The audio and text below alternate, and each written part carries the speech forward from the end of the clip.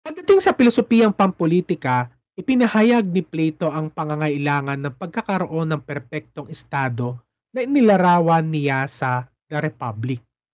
Nagpahayag si Plato ng kanyang pagkabahala sa demokrasya sa pamamagitan ng kanyang pilosopikal na gawa na The Republic.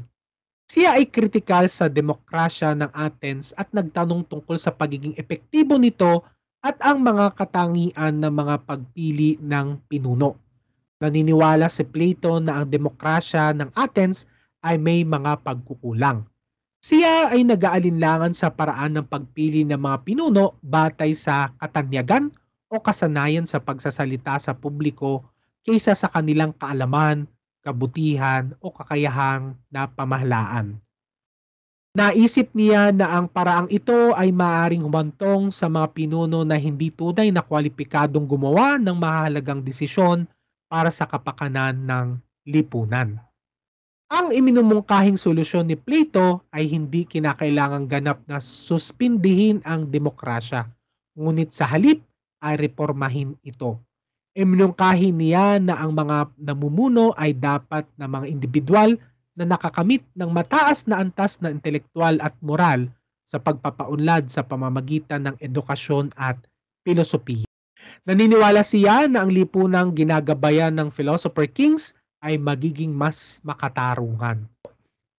Sa ideal na lipunan ni Plato, mayroong iba't ibang grupo ng mga tao na may iba't ibang trabaho. Ang unang grupo na tinatawag niya na manggagawa or artisan ay ang pinakamababa. Ang kanilang pangunahing focus ay ang paggawa ng mga kalakal at pagbibigay ng mahalagang serbisyo na sumusuporta sa mga material na pangailangan ng lipunan.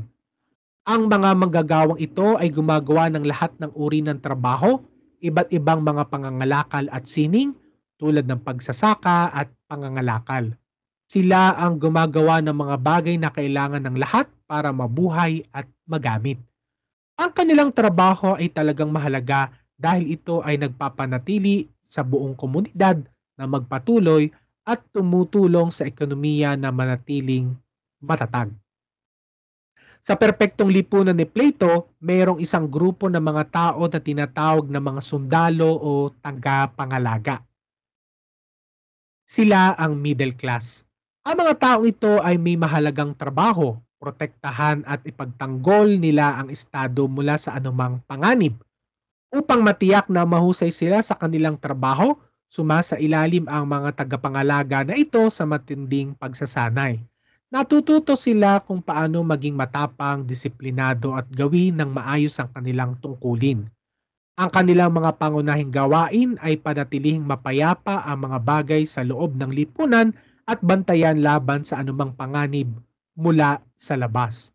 Ang kanilang pag-unawa sa katotohanan at katarungan ay nagbibigay daan sa kanila upang makagawa ng matalino at makatarungang desisyon para sa lipunan.